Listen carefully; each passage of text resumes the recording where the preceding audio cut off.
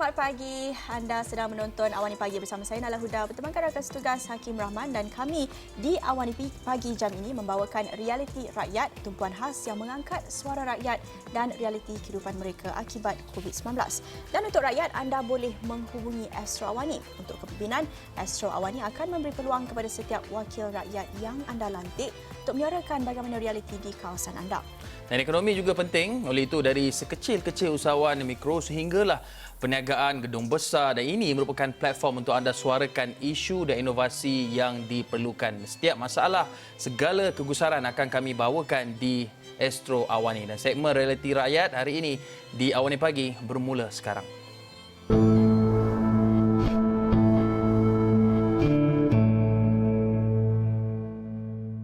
Baik, dalam tempoh PKP pemulihan, banyak sektor-sektor sudah mula dibuka kembali. Sektor ekonomi, sosial, pendidikan, dengan banyak lagi sektor yang akan dibuka secara berperingkat dengan mematuhi garis panduan dan juga prosedur operasi standard SOP yang ditetapkan. Dan yang terbaru, Menteri Kanan Keselamatan Datuk Seri Ismail Sabri Yaakob mengumumkan bahawa madrasah dan tahfiz juga akan dibenarkan dibuka. Cuma perinciannya akan dimaklumkan oleh Kementerian Pendidikan Malaysia nanti. Tetapi ini satu perkara yang ditunggu-tunggu kerana kita lihat sekolah kebangsaan, sekolah menengah kebangsaan sudah mula dibuka minggu lepas, 2 minggu lepas, dengan hanya pelajar yang mengambil peperiksaan SPM, STPM, STEM dan yang setaraf dengannya dibenarkan hadir ke sekolah dengan syarat-syarat dan juga SOP normal baharu bagi memastikan bahawa tiada jangkitan baharu berlaku di sekolah. Dan untuk bercakap, untuk kita membincangkan lebih lanjut ini berkenaan dengan madrasah tahfiz yang diumumkan ini, satu perkara yang menarik untuk kita lihat kerana pembukaan tahfiz dan juga madrasah ini hanya terpakai kepada mereka ataupun pusat tahfiz yang berdaftar dengan kerajaan. Manakala di peringkat negeri pula, kita tahu hal ehwal agama ini jatuh di bawah bidang kuasa kerajaan negeri. Jadi sekolah agama yang berdaftar dengan kerajaan negeri perlu mempunyai ataupun memastikan ataupun berhubung dengan kerajaan negeri untuk kebenaran mereka dibuka semula. Dan untuk sekolah yang tidak berdaftar, mereka perlu memohon kebenaran untuk dibuka semula. Dan bercakap tentang pembukaan semula sekolah dan juga madrasah dan tahfiz ini, sebelum ini kami ada bawakan laporan menerusi program realiti rakyat ini. Kami dapatkan pandangan Presiden Pengamal OSH Pahang Abdul Muttalib Muhammad Ali yang bercakap tentang pengurusan pendidikan tahfiz ini dalam normal baharu, di mana seperti mana kita lihat beberapa aspek lain ketika melandanya pandemik COVID-19 ini ada ruangnya untuk pembaharuan, dan sama seperti pendidikan tahfiz ini juga ada ruangnya untuk kita menyimak semula bagaimana pengurusannya. Dan sebelum ini kita kena akuilah pusat-pusat tahfiz ini ada yang terpalit dengan isu-isu keselamatan dan sebagainya. Jadi ini adalah masa terbaik, apa yang dikatakan oleh Presiden Pengamal OSH Pahang sendiri, ketika pusat-pusat tahfiz ini terpaksa ditutup ketika PKP, itu adalah ruang dan masa untuk pihak pengurusan melihat semula tahap keselamatan dan juga pengurusan di pusat-pusat tahfiz ini, dan ada kerja-kerja pembaikan yang dilakukan di pusat ini. Jadi kita ada laporan terbaru sejak pengumuman terbaru ini, dengan kita menjangkakan pembukaan semula pusat tahfiz. Kita melakukan tinjauan kita sendiri bagaimana agaknya normal baharu dalam fasa baharu PKPP ini di pusat tahfiz. Ya, dan sebabkan kita juga ada merekodkan kluster tahfiz dan juga madrasah, ini satu langkah yang perlu dilakukan dengan berhati-hati. Tapi kita akan bersama dengan Muhammad Muhammad, Wakil Astro Awani Kelantan, untuk melihat lebih lanjut bagaimana sebenarnya perancangan ataupun persediaan pusat tahfiz dan madrasah ini untuk dibuka semula bagi mengelakkan berlakunya kluster ataupun wujudnya kluster jangkitan baru di pusat tahfiz yang kita semua maklum dengan asrama, dengan mungkin kepadatan jumlah pelajar yang agak tinggi. Ini satu perkara yang perlu kita berikan perhatian agar kita terus meratakan lekuk jangkitan COVID-19 itu. Kita nak terus saja bersama dengan Muhammad Muhammad, sudah bersedia? Muhammad, teruskan laporan.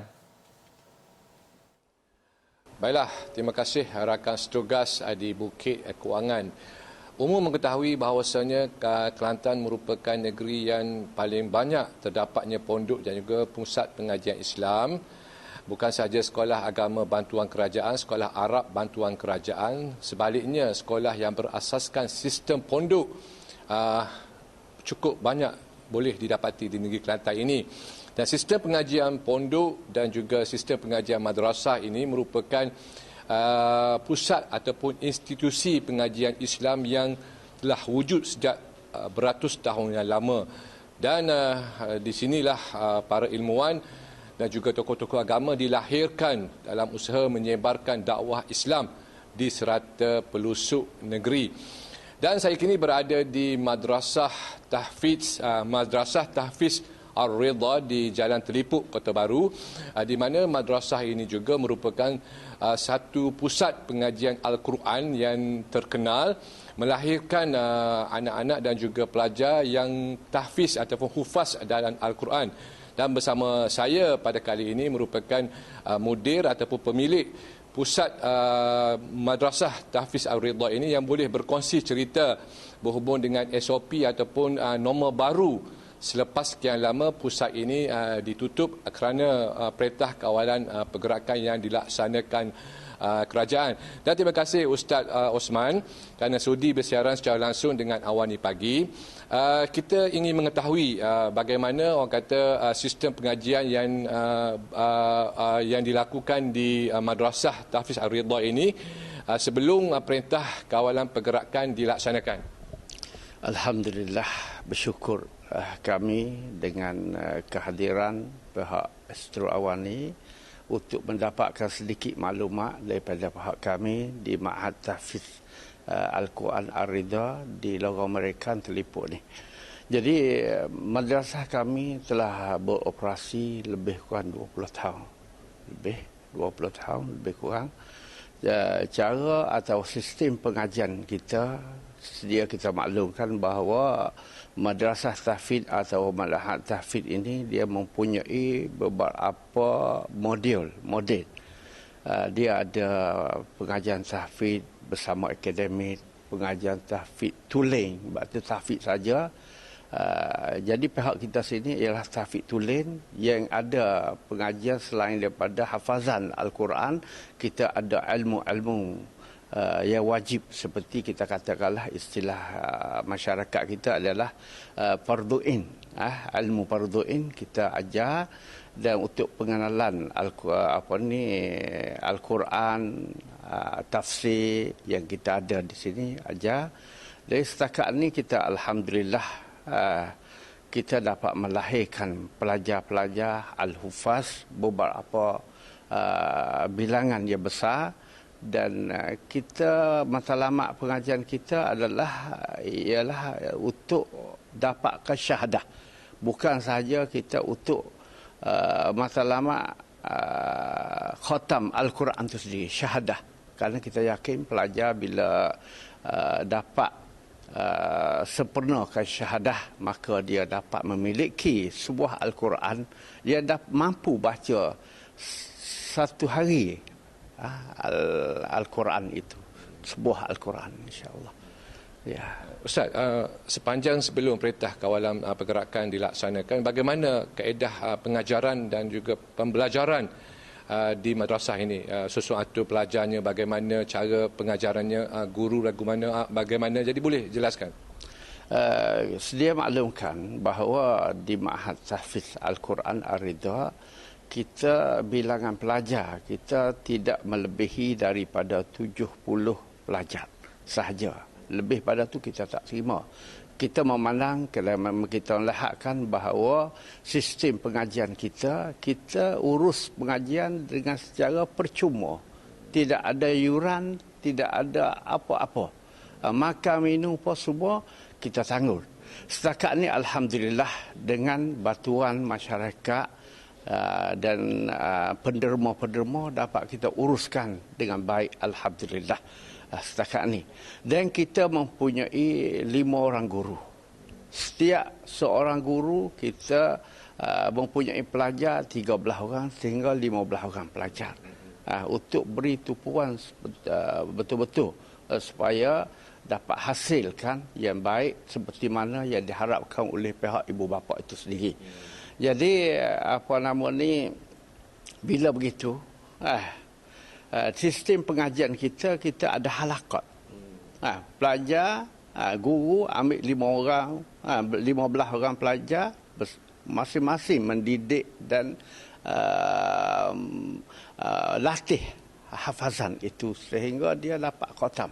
Ada sistem dia, dia ada sabki, dia ada sabak, dia ada mazil dalam sistem dia. Berarti pelajar mesti betul-betul dia berusaha dan bermurajaah dan dia betul-betul dia kehendak, dia nak insya-Allah pelajar itu seperti mana yang kita telah lepas dapat hasil, dapatkan syahadah dalam 2 tahun, 3 tahun, 3 tahun setengah, tak lebih daripada 5 tahun. Kalau pelajar itu dah 5 tahun dia tak dapat syahadah lagi, maka pelajar itu susah untuk mendapatkan syahadah. Kerana dia tu mungkin dia tidak ada kesungguhan. Tidak ada kesungguhan. Dia setiap kerja memanglah kita perlu pada orang panggil kegigihan dan kesungguhan kita itu sendiri, dia akan berjaya. Baik Ustaz, kita nak tahu setakat ini adakah pihak Majlis Agama Islam dan Adat Istiadat Melayu Kelantan memberikan tarikh boleh dibenarkan beroperasi pusat ini dan bagaimana kaedah SOP yang telah ditetapkan oleh pihak berkuasa?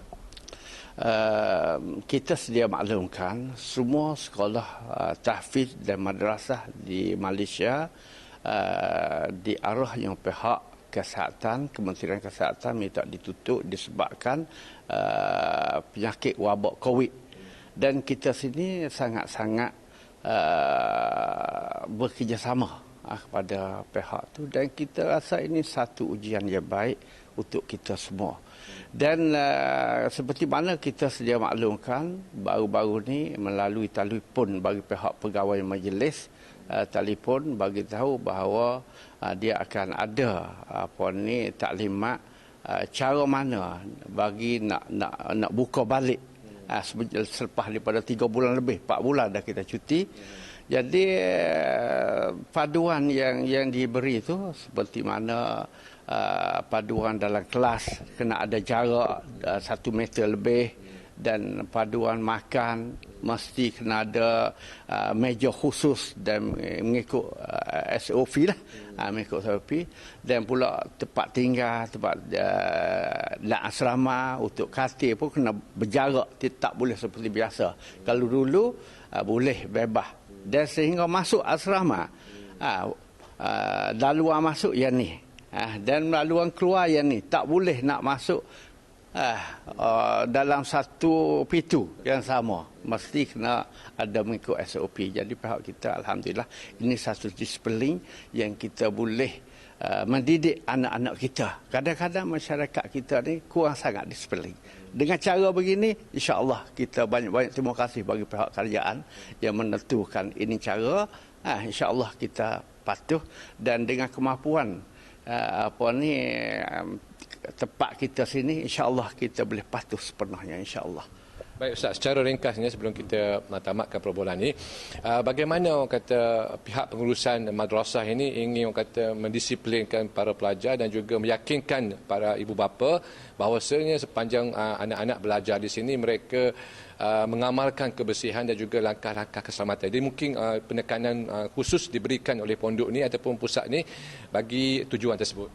InsyaAllah kita akan latih guru khusus untuk mengawalkan dari segi kebersihan, dari segi kita kata peraturan kena ada cuci tangan dan ada mask, ada tutup penutup dan sebagainya, dan ada tes suhu dan sebagainya. InsyaAllah kita sedia supaya benda-benda begini dapat memberi keyakinan kepada ibu bapa, dan itu di antaranya, dan kita mengambil berat peraturan yang ditetap oleh pihak kerajaan.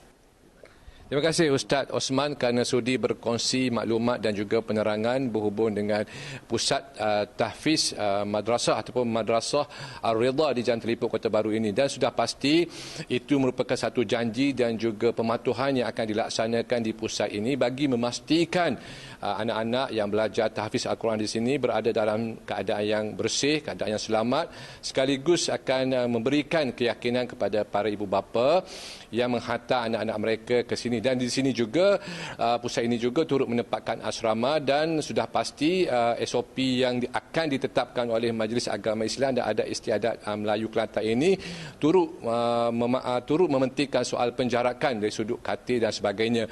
Saya kira itu saja dapat saya kongsikan langsung dari Kota Baru. Kembali bersama dengan rakan setugas di Bukit Kewangan. Silakan. Terima kasih Muhammadi Muhammad di atas perkongsian tersebut. Satu perkongsian menarik sebenarnya. Saya kira SOP baharu yang mungkin akan diimplementkan di Madrasah Tahfiz juga hampir sama dengan Sekolah Menengah Kebangsaan terhadap pelajar-pelajar tingkatan 5 dan juga tingkatan 6. Tapi ini satu perkara yang masih lagi belum pasti. Bila tarikhnya akan ditentukan kemudian, akan dimaklumkan kemudian. Seperti yang disebutkan tadi pun, pihak MAIK akan panggil untuk sesi penjelasan penerangan untuk mematuhi garis panduan dan SOP itu dipatuhi. Baik, kita perlu berhenti rehat seketika, Naila. Selepas ini kita akan bawakan cerita rakyat di Don Chini.